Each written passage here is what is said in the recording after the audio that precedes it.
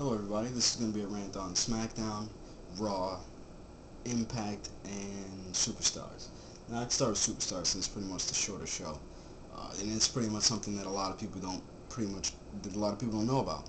Because I don't think WWE did a good enough job actually capitalizing on it. If you know, Superstars is more of a show where it's more of a showcase, if anything.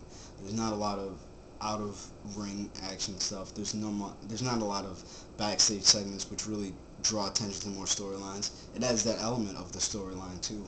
But at the same time, you could just have a pretty good match on the card and pretty much sell it that way. I actually like Superstars. I think it gives people chances. Like last night, I watched Ted DiBiase versus John Cena. John Cena made Ted DiBiase look pretty good. I like the way John Cena sells the the up and comers. I think he's very good at that, and I think that is why he's also making the money that he's making. Because I don't know, he just has that to him.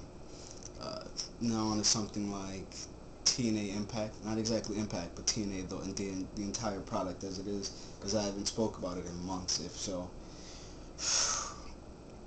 Now, there's some things to trash, but I'm not going to try to trash it. I'm just going to talk about it the best that I can. With Mick Foley as the heavyweight champion, I don't see much that can exactly happen, because I don't feel he's as good as he was on the mic back then. He can't play that psychotic role as when we first seen when Mankind was in that interview with Jim Ross, something like that, which you had to like look at him in an eerie way because you knew something was like wrong with the man. You don't kind of get that feeling. He just seems like he's sort of pretending, which a lot of TNA gimmicks now appear to be to me. It's like they're trying too hard to put it over instead of just going with the flow, like that whole Mankind thing did, where it actually seemed like he was in the midst of a nervous breakdown instead of, running to do commentary and running to do this and trying to be funny at the same time, and it just doesn't kind of work that way, in my opinion. You have Samoa Joe's gimmick, which pretty much don't want to get into. I think that's I guess Samoa Joe actually himself likes the gimmick. I do not. I don't feel the need to actually run around with the knife, especially when the character itself has gone soft. That aggressive personality was not there, and it should have been replaced back in before even going to an extreme like this. I don't like the face paint. I don't know what to say. I don't even like Jeff Hardy's face paint. I think it's a little bit too overdone, and it makes him look like what is that thing? Something from the Lagoon, some crap. That old movie, that old horror movie from way back when. But I do think TNA has a little bit of hope. You do see people. You have like Shane Douglas going over there. He hasn't done much in a while. The rumors was he was working at like Target or some crap like that. Target or Walmart. Now you have Victoria who came over there. Definitely somebody who Kong can work with and who can actually elevate it up. Maybe even teach those younger people. So, because she actually, in WWE at those last days, I felt like that was sort of her position, was to teach those younger people actually how to wrestle. And she was sort of given that position. Sort of like Finley is on ECW, or these sort of like head trainer sort of positions on TV. Now on to Raw. Now with the now you could say he's missing. Triple H and HBK are totally missing from the product, in that the only storyline, that main storyline that is supposed to captivate people, is the Randy Orton versus Batista. In my opinion, Batista cannot hold. He does not have the mic skills to even hold with Randy Orton, so I don't see why he's in that sort of position. I would have much liked to see in something like Big Show versus Batista, and it'd totally be a shit match. And then have someone like Cena versus Orton again, and at least be something better. You know what I mean? Because at least Cena can hold. He's actually better than Randy Orton on the mic. I will say that. Especially with his old stuff. I think he could still do it. You can see little bits and pieces when the WWE actually allows him to do it, and then when it's totally scripted and they push it even further. So now you have on that same subject. With those two gone, it kind of leaves that void of what do you fill your TV time with. You have Michaels, who's one of the greatest hype men, who will get the crowd fired up as soon as his music hits. He wrestles the match, He just gets everybody pumped up. He does his work and he goes, and he leaves that sort of energy left for a little bit to see what the next few matches are. Uh, Triple H is just a big name, I could say that, and that would have been someone else for either Randy Orton or John Cena to work with for this time. But then now they're relying on these. They're trying to do what SmackDown is doing, but it's not coming off as good. You have Vicky Guerrero versus Santino Marella, or Santina Marella, which is, I don't like the whole Santina thing. I don't like the cross-dressing, as you know. I don't like Vicky Guerrero as a wrestler, so this is not one match I want to see. Uh, especially for a crown that does, especially for a title that doesn't even exist. It's just stupid to me. I thought if it's gonna be comedy, I thought it'd be better comedy than this. Especially if it's a comedy match going on in this. If they wanted to do better comedy, and they wanted to do something along the lines of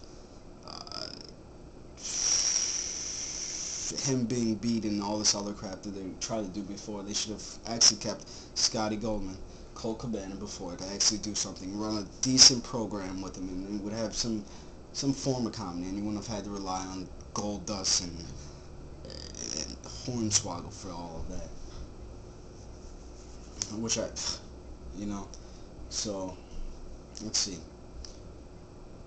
Raw being the flagship show, I'd say it still was, because that's what WWE puts most money into, and also it is what it gets the most views of all their programs, so it still is the flagship show. But being the strongest of the product, it is not. I believe ECW is stronger. I could sure as hell say Superstars is stronger. Definitely with the match quality that we're getting. Now you have move on to the next brand, SmackDown, which I do believe should have pretty much taken that race. I think WWE should try to push that brand a little bit more, especially with getting the lowest rating. I think they hold the record for the highest and lowest rating ever on the station, which is pretty great. Now now with the Undertaker gone, it isn't that bad, because you know the Undertaker can be gone from time to time, but the thing that's so great about it is that everybody stepped up. You have Edge, who's regained his sort of footing there, and who can cut those great promos again. And then you have Jeff Hardy, who's cutting, I believe, better promos than he did when he was trying to go for WWE Champion. I just have a better vibe for Hardy this time, except for that whole face paint thing. Now, Chris Jericho has stepped up, and we get to actually see a feud we haven't seen in years. One that I actually liked, matches that I liked, except there were a few botches at that Bash at the Beach. Jericho and Rey Mysterio. You have people like Morrison and Benjamin in a feud right now. You have Charlie Haas stepping into that feud as well. Even Crime Time, so they might do a little bit of a tag thing going on there.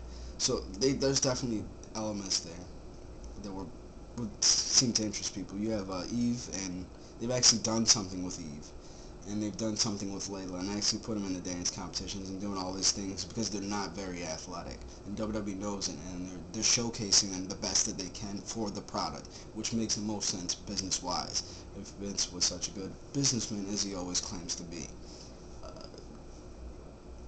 I think those things were actually huge, and to do it in a Madison Square Garden thing, the whole dance contest thing was brilliant.